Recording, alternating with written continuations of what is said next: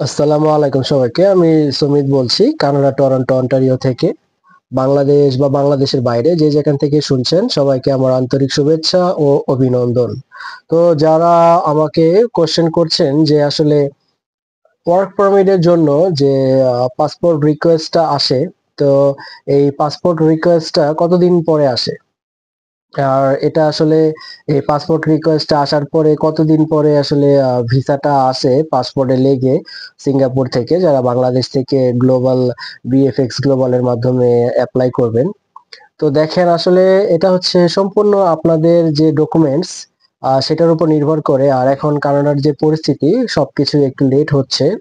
আর সেটা নিয়ে আমি আমার গত ভিডিওতে বলেছি যে আসলে অনেক মানুষ কানাডা ছেড়ে চলে যাচ্ছে, এর পিছনে আপনার বাসা ভাড়া, গ্রোসারির, তারপরে আপনার পিআর এর একটু ঝামেলা, এলএমআই এর পয়েন্টস কমায় দিছে, স্টুডেন্ট পারমিট বন্ধ করে দিছে, যাদের ভিসার ডেট শেষ তাদের ভিসাটা রিনিউ হচ্ছে না, যাদের ওয়ার্ক পারমিটের এলএমআই এর ডেট শেষ সেটাও আসলে রিনিউ হচ্ছে না, যারা এখানে এসে রিফিউজি ক্লেম করেছিল তাদের আসলে ঝুলাই রাখছে। তারপর আপনার পিআর এর জন্য যারা আবেদন করছে লাইনের পর লাইন মানুষ লেগে আছে, তাদের পিআর হইতেছে না।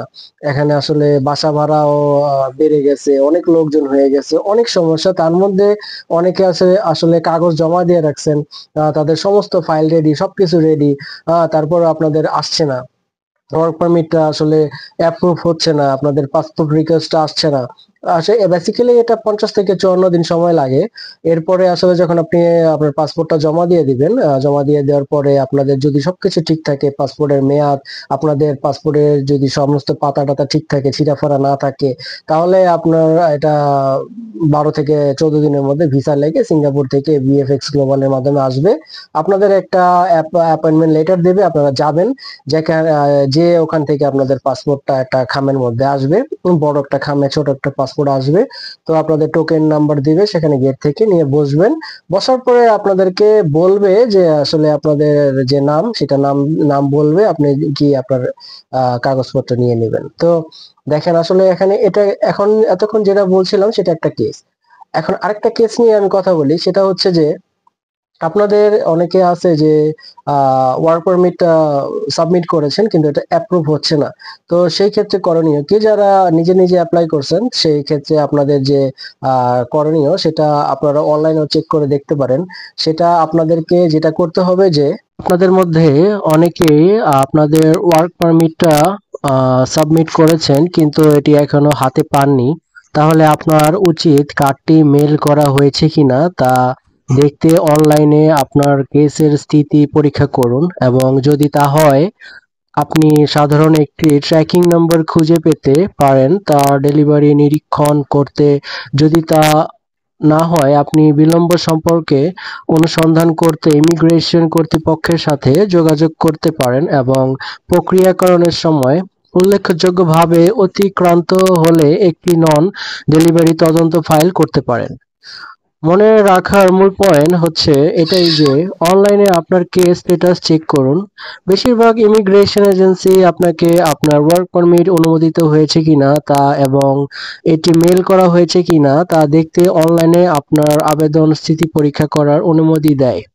তো আপনার প্রত্যাশিত প্রক্রিয়াকরণ সময় অনুমোদনের পরে মেল আপনার শারীরিক কাজের পারমিট পেতে কয়েক সপ্তাহ সময় লাগতে পারে। অভিবাসন সংস্থার সাথে যোগাযোগ করুন। যদি আপনার একটি যুক্তিসঙ্গত সময়সীমার পরেও আপনার ওয়ার্ক পারমিটটা না পেয়ে থাকেন, তাহলে স্ট্যাটাস সম্পর্কে জানতে আপনার আবেদনের জন্য দায়ী অভিবাসন সংস্থার সাথে যোগাযোগ করুন। নন ডেলিভারি তদন্ত, যদি আপনার সিস্টেমটি নির্দেশ করে যে আপনার ওয়ার্ক পারমিট মেল করা হয়েছে কিন্তু আপনি এটি পাননি, আপনি সাধারণ অভিবাসন সংস্থার কাজে এটি নন ডেলিভারি তদন্ত ফাইল করতে পারেন। এটা আপনার ইচ্ছা।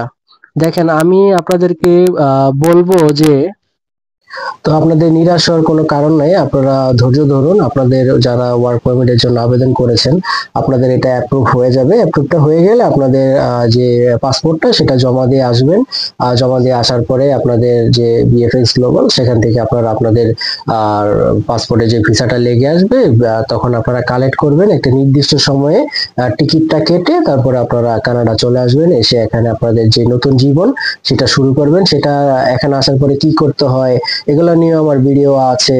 প্রথম দিন কি করবেন, দ্বিতীয় দিন কি করবেন, এগুলো নিয়ে ভিডিও দিয়েছি। কানাডায় আসার পরে আপনাদেরকে কি করতে হবে, কিভাবে সিন নাম্বার নিবেন, হ্যাঁ, কিভাবে ব্যাংক অ্যাকাউন্ট খুলবেন, আপনাদের এখানে যে আসবেন, আসার সময় এখন তো শীত, এখন যারা আসবেন বা ফেব্রুয়ারি, জানুয়ারি, মার্চের মধ্যে যারা আসবেন তাদের কি রকম কাপড় চোপড় কিনতে হবে, কোথায় কাপড় চোপড় কিনতে হবে, কি কি নিয়ে আসলে ভালো হবে, সমস্ত কিছু আমি দিয়েছি। এবং প্লেনে ওঠার পরে প্লেনের মধ্যে যে যে অভিজ্ঞতাটা সেটাও আমি শেয়ার। ভিডিওতে এখনো লাইক সাবস্ক্রাইব করেননি তারা অবশ্যই এই ভিডিওটা দেখার পরে যদি ভালো লাগে এটা লাইক করে দিন। আর এরকম আরো ভিডিও যদি পেতে চান, দেখতে চান, তাহলে অবশ্যই সাবস্ক্রাইব করে বেল বাটনটা ক্লিক করে দিন। আমি এখানে বিদায় নিচ্ছি। সবাই ভালো থাকেন, সুস্থ থাকেন। Thank you. Thanks for watching my video. Tata, bye by.